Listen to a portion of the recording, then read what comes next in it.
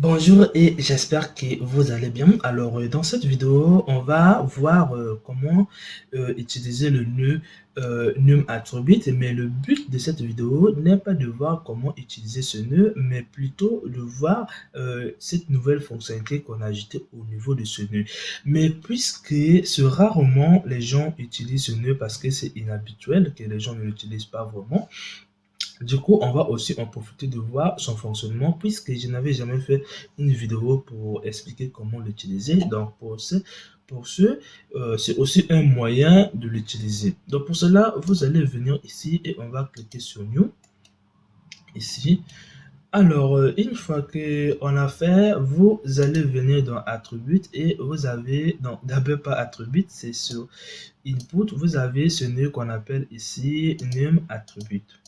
Alors, une fois qu'on en a ici, si par exemple, alors ce nœud-là va vous permettre de faire quoi? En fait, ce nœud-là va vous permettre d'utiliser les informations. Mais nous, la fonctionnalité que nous allons voir ici, c'est justement existe ici. En fait, ça va nous permettre de savoir est-ce que vraiment cet attribut que vous allez saisir ici, est-ce que ça existe ou pas. Donc, si vous n'avez rien mis ici, vous aurez quelque chose ici. Là, vous voyez bien, la valeur du connecteur n'est pas connectée. Donc là, on doit le connecter pour voir au moins quelque chose. Bon, imaginons qu'on veut utiliser ce nœud à travers le déplacement. Donc, vous allez venir dans géométrie, on va prendre ici cette position, on met ici. Alors, une fois que c'est fait et qu'on connecte ici, là, on peut maintenant avoir le résultat.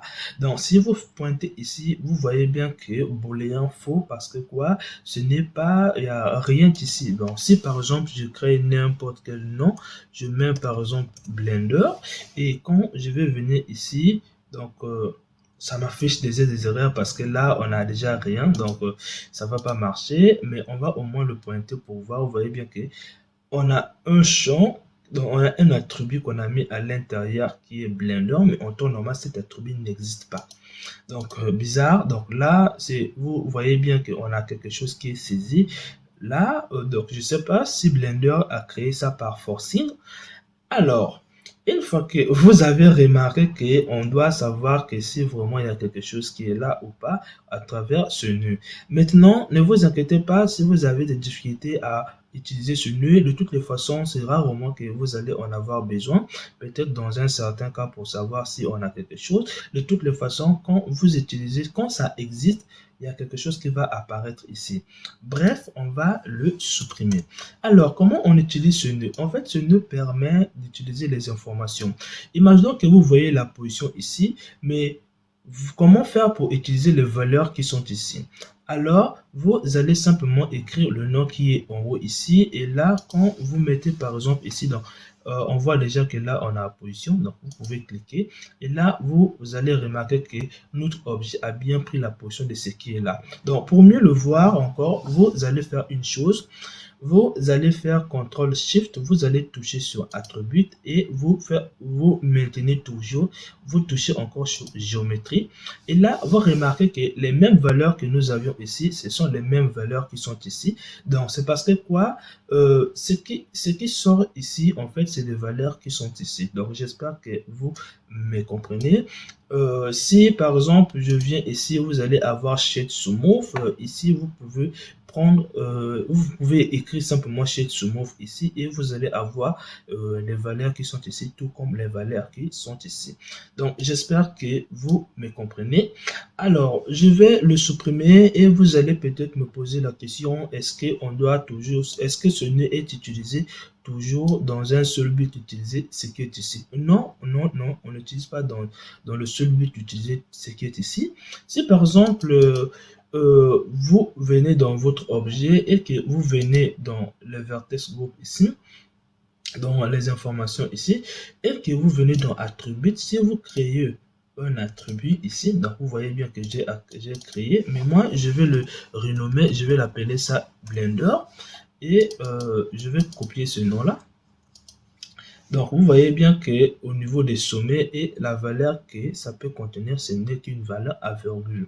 Maintenant, si vous venez sur les géométries nodes et que vous venez saisir la même chose. Donc, vous voyez là, ça apparaît même tout seul. Ça apparaît parce que vous l'avez créé automatiquement. Donc, ça vous propose même si ça existe ou pas. Donc, quand je fais ici, vous voyez bien, ça a bel et bien marché. Donc, ici, vous allez savoir ce qui est à l'intérieur. Bizarre, ça m'affiche un message ici, mais je ne sais pas pourquoi. Donc là, vous voyez, vous avez vu encore une autre utilisation. On a encore une autre utilisation encore. Si par exemple, donc on va supprimer ceci, on va venir ici, enlever le nom qui est là. Donc on va laisser ça vide. Si par exemple, en fait, c'est fois que ce soit les attributs de l'objet que vous utilisez, vous ne pouvez pas utiliser l'attribut d'un autre objet. Donc pour cela, si par exemple, j'ajoute des cheveux ici, donc de type courbe, donc ça ce sont des courbes, il faut bien faire attention. Sur les géométries nodes, il y a des baisers, il y a des splits, je ne sais pas quoi, il y a aussi des courbes. Donc une courbe n'est pas en fait, ici il faut que vous faites bien la différence. Ça c'est bien une courbe, mais ça c'est bézier, donc il faut bien faire la différence. Ils sont pas de même nature. Alors, pour cela, une fois que j'ai créé, je vais venir sur le mode sculpt, donc sans pourtant sélectionner quelque chose d'autre, j'ajoute les cheveux. Et là, vous allez avoir les attributs qui se sont créés automatiquement. Si par exemple, vous venez ici et que donc sur les cheveux, à l'intérieur des cheveux, vous venez dans Input, vous prenez par exemple le name attribute ici, vous allez cliquer à l'intérieur ici. Oh là là.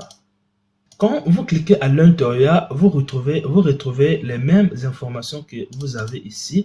Donc ici, vous allez avoir la position de chaque chevet. Ici, vous allez avoir la courbe, la forme de chaque chevet. Ici, vous allez avoir en fait la manière dont les chevets sont positionnés sur les faces. Donc, vous pouvez apprendre ça ici. Donc, toutes les informations que contient les cheveux, vous pouvez l'apprendre ici. Si je prends la position, j'aurai la position de chaque chevet. Donc, j'espère que vous le comprenez. Sans ça, je peux pas. Soit je vais utiliser un nœud qui va forcer de prendre l'information qui se trouve à l'intérieur ici. Soit vous utilisez num attribute pour utiliser ce nœud. Donc, on a plusieurs utilisations. On peut même utiliser aussi ça en utilisant aussi ce nœud qu'on appelle store attribute ici. On peut même l'utiliser aussi. Il suffit de créer votre attribut ici et de le réutiliser ici.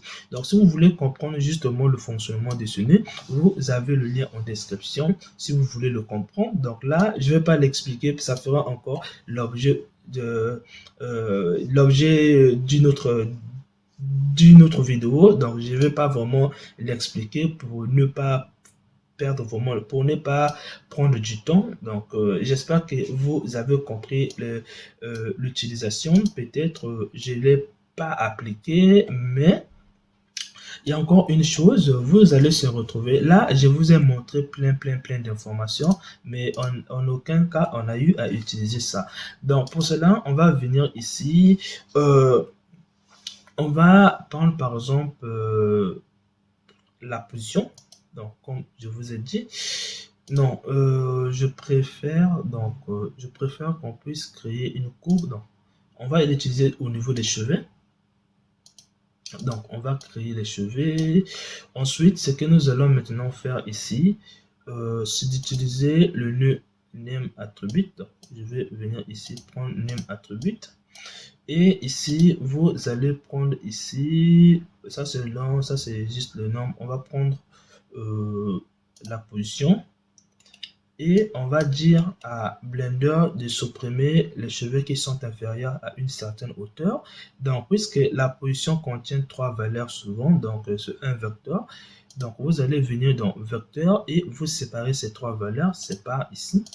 Vous mettez ici. Et là, nous, on va supprimer par rapport à la hauteur des cheveux. Donc, pour cela, vous allez prendre le nœud qui s'appelle Delete. Donc, ça s'appelle Delete. Dès que vous le mettez, ça va supprimer tout. Mais ne vous inquiétez pas, il suffit d'indiquer à partir de quelle hauteur on veut supprimer. Donc, pour cela, vous allez prendre le nœud qu'on appelle ici comparaison. Donc, on va prendre une comparaison. On va prendre la valeur en main ici. On va dire que quand la valeur qu'on va mettre, quand la valeur qui sort ici est inférieure ici, alors on le supprime. Donc, vous mettez, on va faire inférieur ou égal et vous mettez ça sur sélection. Donc là, quand vous le faites varier, vous voyez bien, ça marche bel et bien. Donc, j'espère que vous avez vu un exemple d'utilisation de ce nez. Alors, c'est à vous de voir maintenant. Parce qu'il y a des objets, lorsque vous allez l'utiliser, ça va venir avec leurs propres informations et ces informations, vous pouvez l'utiliser sur les géométries Node. Donc, j'espère que vous avez compris cette vidéo. On se retrouve dans les prochaines vidéos.